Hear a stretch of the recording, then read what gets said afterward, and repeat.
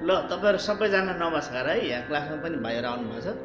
तपाईहरुले भनेको जस्तै यो एउटा हाम्रो बहुतै प्रख्यात हाम्रो नेपालको बाँसुरी वादक मनोज सिंह सरले बजाउनु भएको यो मर्मेड सङको मैले हिन्ट्स तपाईहरुलाई चाहिँ अलिअलि थोरै लिएर आएको छु है, यसो अभ्यास गर्नलाई।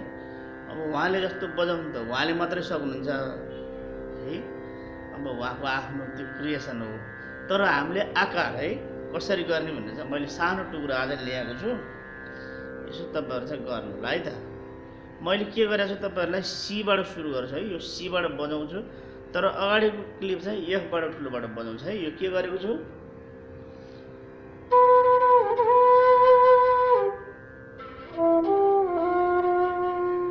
है,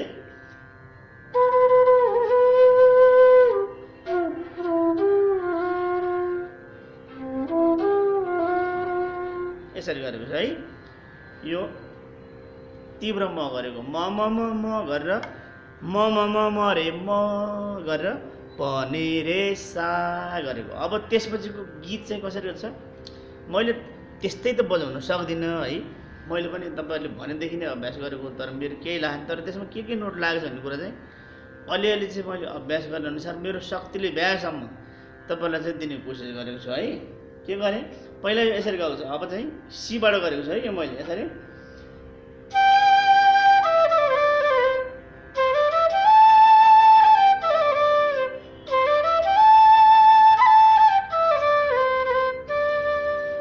यो चाहिँ अगाडिको यस्तो छ है। अब उहाँले त धेरै मिठो खेलाउनु भएको छ, धेरै राम्रो अभ्यास छ उहाँको। अब यो मैले छेउछाउ मात्र ल्याएको है, फेरि उहाँको जस्तै चाहिँ नसोच्नुहोस्। तर लागेको नोट चाहिँ यही हो, तपाईले त्यो मेलोडी धेरै सुनेर गर्नुभयो भने यो अभ्यास आउँछ। अब उहाँ स्केल चाहिँ मिल्दैन, त्यो डीमा छ, मैले यहाँ सीमा गरेको छु तपाईहरुलाई। तपाईहरुसँग जुन बाँसुरी छ त्यही गर्नुहोस्, तर एज इट इज जस्तोको त्यस्तै गर्न चाहिँ त्यही चाहिँ हुनु पर्यो है।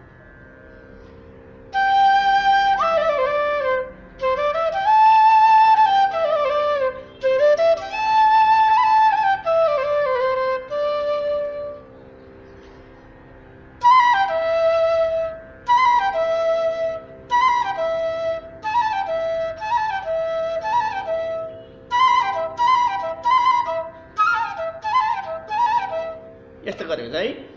यो मैले लेखेर पनि राखेको छु, अहिले तपाईहरुलाई देखाउँला है। यो चाहिँ निबाट गरेको। अनि त्यसपछि आलाप के गरेको छ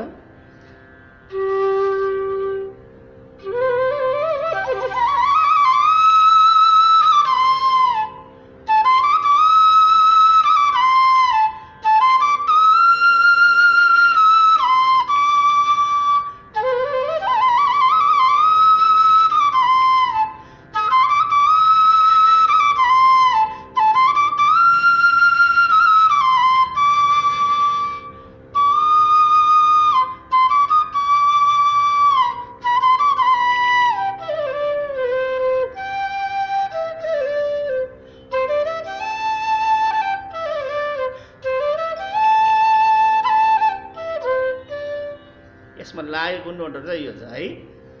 अब यो चाहिँ तपाईहरुले कति सक्नुहुन्छ आफ्नो क्षमताले गर्नलाई। मैले यो असाध्यै सिम्पल हिन्ट चाहिँ मैले पनि अलिक अभ्यास गरेको छु। ल यो सार्नु होला है त।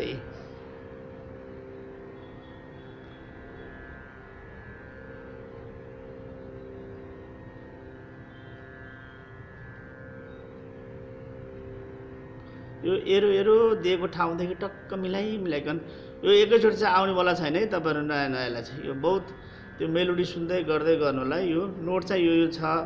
अब त्यो अनुसारको बाँसुरी मिल्यो भने चाहिँ ट्याक्कै तपाईहरुको मिल्छ, हैन भने चाहिँ मेलोडी आउँछ, स्केल चाहिँ अलिक फरक पर्छ।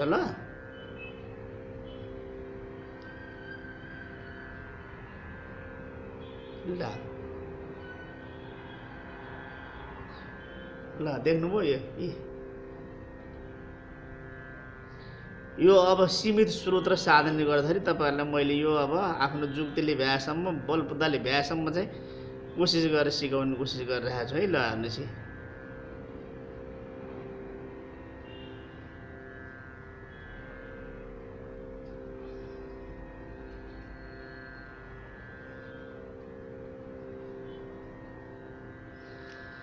ल तपाईहरु सबैजनालाई मेरो तर्फबाट चाहिँ शुभकामना। राम्रोसँग प्र्याक्टिस गर्नु होला है। अब सधैँ सधैँ भिडियो किन आएन, लगातार किन आएन भन्नु होला। मेरो उद्देश्य लगातार यो भिडियो अपलोड गरेर विपत्ता के गर्ने गजङगुजुङ गर्ने होइन।